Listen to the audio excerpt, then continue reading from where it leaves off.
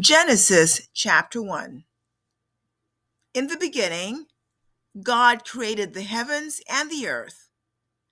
The earth was formless and void, and darkness was over the surface of the deep, and the Spirit of God was moving over the surface of the waters. Then God said, "Let there be light," and there was light. God saw the light was good, and God separated the light from the darkness. God called the light day, and the darkness he called night. And there was evening, and there was morning one day. Then God said, "Let there be an expanse in the midst of the waters, and let it separate the waters from the waters." God made the expanse and separated the waters which were below the expanse from the waters which were above the expanse. And it was so. God called the expanse heaven. And there was evening, and there was morning, a second day. Then God said, "Let the waters below the heavens be gathered into one place, and let the dry land appear." And it was so. God called the dry land earth, and the gathering of the waters he called seas. And God saw that it was good. Then God said, "Let the earth sprout vegetation, plants yielding seed, and fruit trees on the earth bearing fruit after their kind, with seed in them." And it was so. The earth brought forth vegetation, plants yielding seed after their kind, and trees bearing fruit with seed in them after their kind. And God saw that it was good. There was evening, and there was morning, a third day. Then God said, "Let there be lights in the expanse of the heavens to separate the day from the night, and let them be for signs and for seasons and for days and years. And let them be for lights in the expanse of the heavens to give light on earth." And it was so.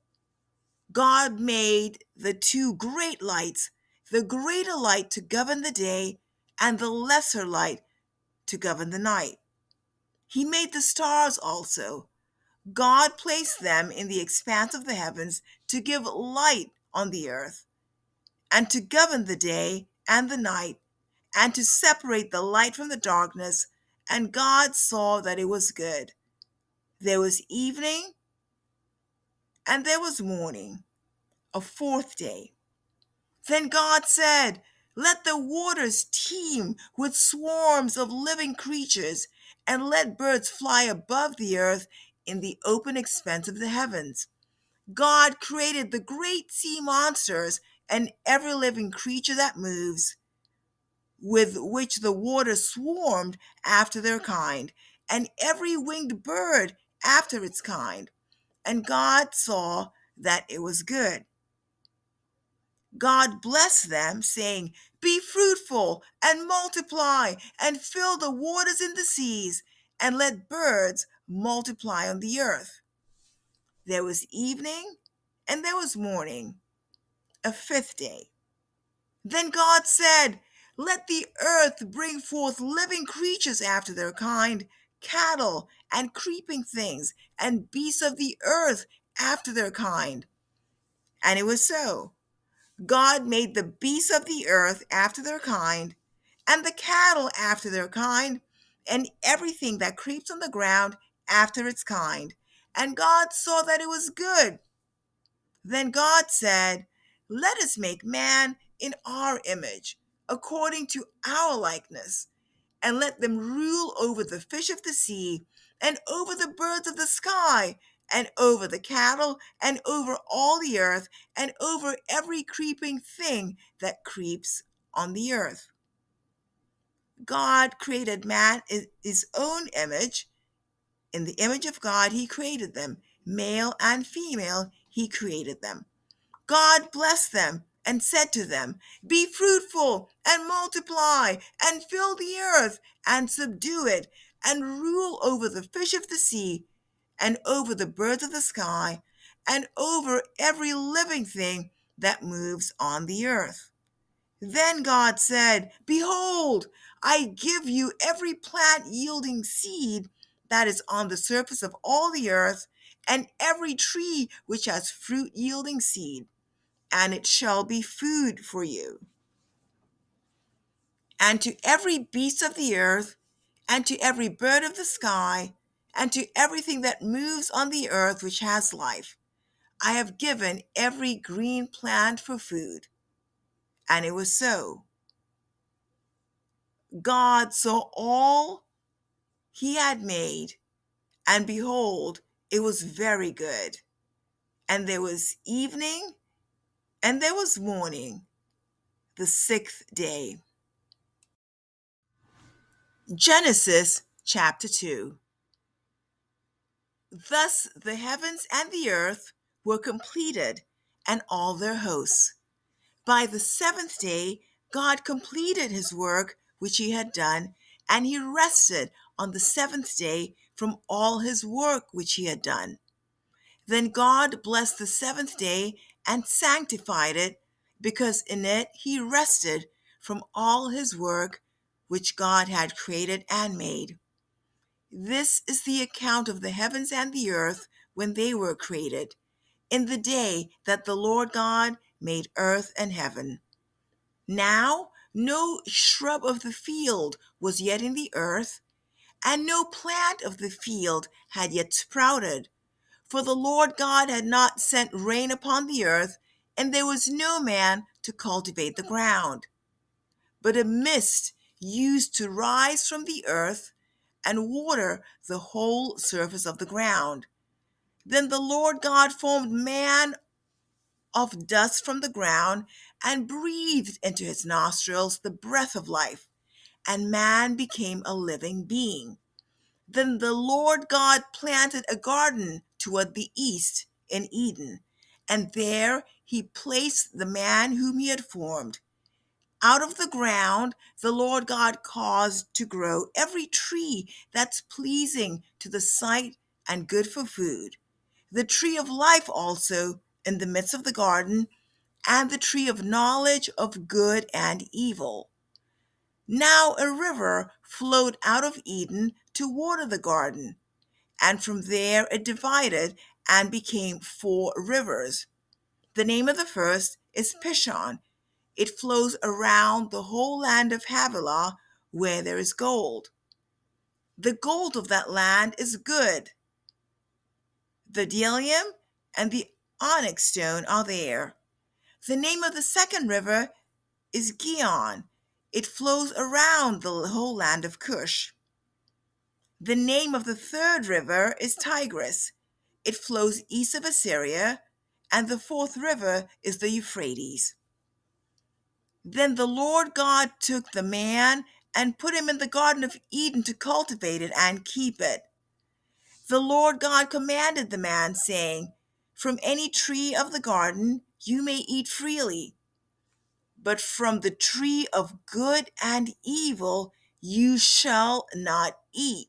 For in the day that you eat from it, you shall surely die. Then the Lord God said, It is not good for the man to be alone.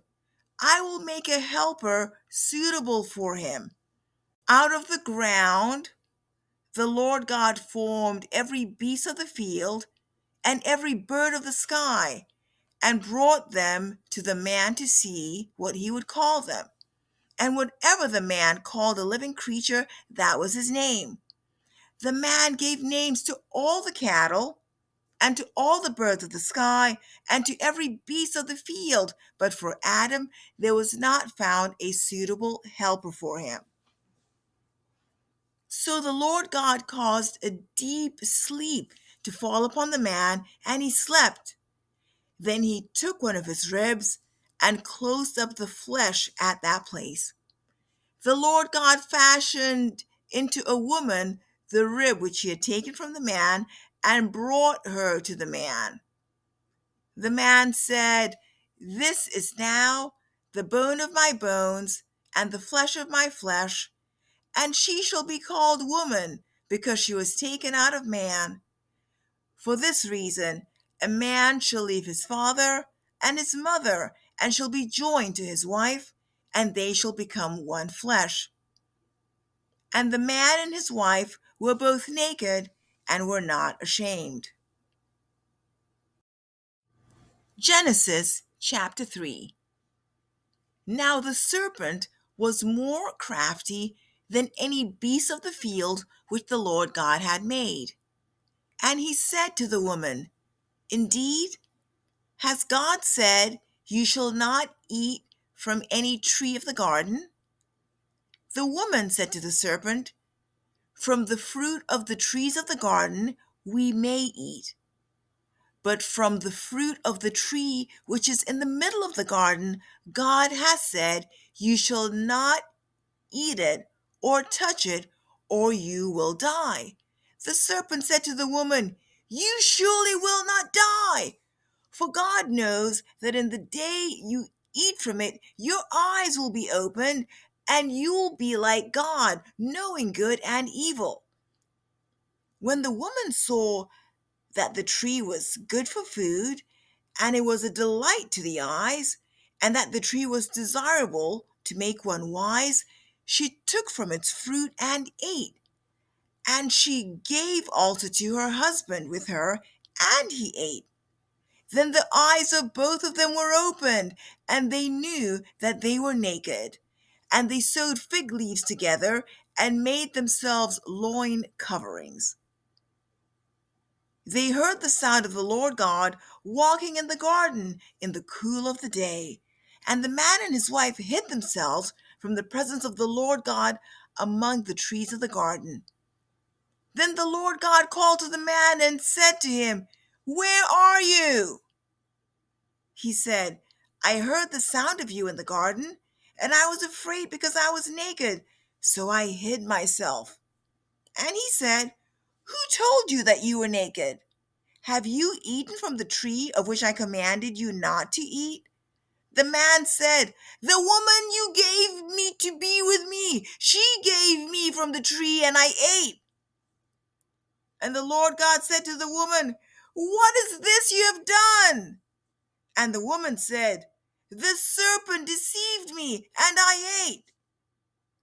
The Lord God said to the serpent, Because you have done this, cursed are you more than all cattle, and more than every beast of the field. On your belly you'll go, and dust you'll eat all the days of your life. And I will put enmity between you and the woman, and between your seed and her seed. He shall bruise you on the head, and you shall bruise him on the heel. And to the woman he said, I will greatly multiply your pain in childbirth. In pain you'll bring forth children, yet your desire will be for your husband, and he will rule over you. Then to Adam he said, Because you've listened to the voice of your wife, and have eaten from the tree about which I commanded you, saying, You shall not eat from it, cursed is the ground because of you. In toil you'll eat of it all the days of your life. Both thorns and thistles it shall grow for you, and you will eat the plants of the field. By the sweat of your face you will eat bread till you return to the ground, because from it you were taken, for you are dust, and to dust you shall return. Now the man called his wife's name Eve, because she was the mother of all living. The Lord God made garments of skin for Adam and his wife, and clothed them. Then the Lord God said, Behold, the man has become like one of us, knowing good and evil. And now he might stretch out his hand and take also from the tree of life and eat and live forever. Therefore the Lord God sent him out of the Garden of Eden to cultivate the ground from which he was taken. He drove the man out, and at the east of the Garden of Eden he stationed the cherubim and the flaming sword which turned every direction to guard the way to the tree of life.